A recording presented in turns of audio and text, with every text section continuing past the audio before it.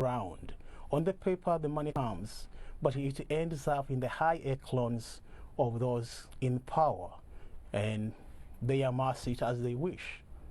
So basically we're talking about corruption. In what ways is that money spent that doesn't directly benefit the people, Helen? Well, we see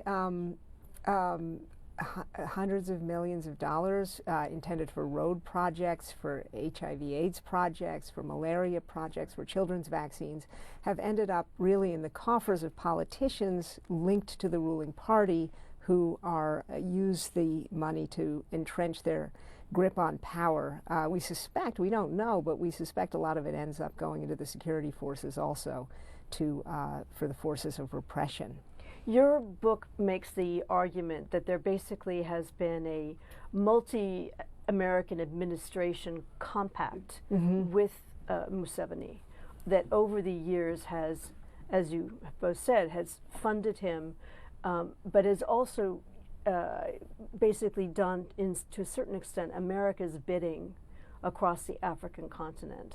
In what ways have you seen that?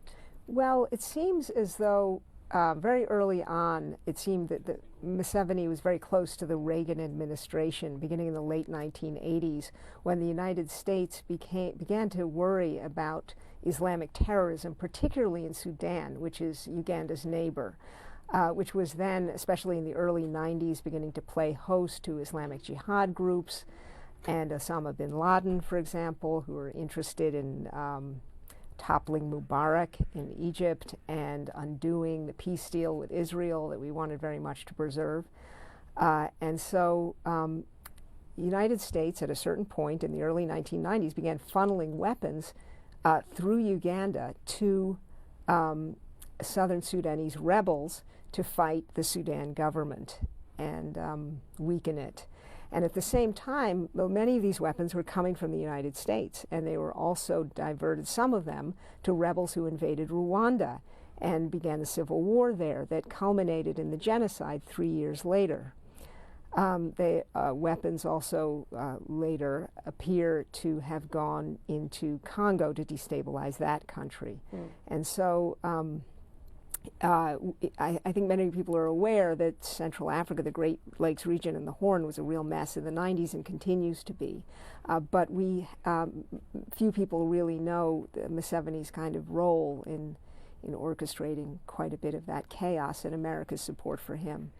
Lawrence, can I ask, what is the impact of all of this on the people of Uganda? Obviously, there is a refugee crisis in the region where there are many displaced from South Sudan who have come into Uganda. What is the impact of all of that on the people of Uganda? Well, the impact of that is that there is a situation right now which is going to be about resources. One of the main issues being land, that Museveni on the international community is playing a good host, quote and unquote. Uganda's won international praise for its reception for its reception of refugees. Yeah, but if you look at that reception, the people are actually, they've been welcoming from as far as I can remember growing up. We grew up with the people from Rwanda, people who had come from places that had had conflicts.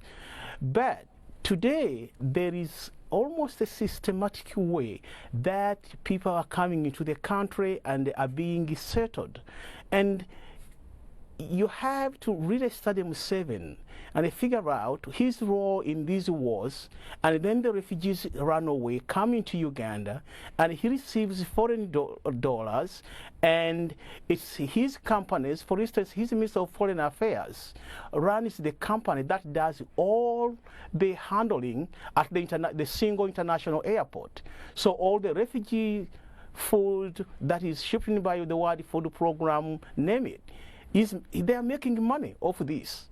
And it's really sad that the UN is being taken for a ride. Helen, we remember the bloody dictatorship of Idi Amin, which was a horrible period in Ugandan history. You have said that, in your view, Museveni is even worse than Idi Amin. Yeah. At the outside, there have been estimates that Idi Amin killed 300,000 people. I've never seen an accurate accounting of that, but certainly tens of thousands, perhaps hundreds of thousands of people died under his reign. But he ruled only for 8 years. Museveni's been there for 32 years. And if you include all the mayhem that he's been involved with in the region, if we count sort of the war in northern Uganda, for example, untold thousands upon thousands of people died there. If we consider Rwanda, nearly 1 million people died there. Congo, millions more.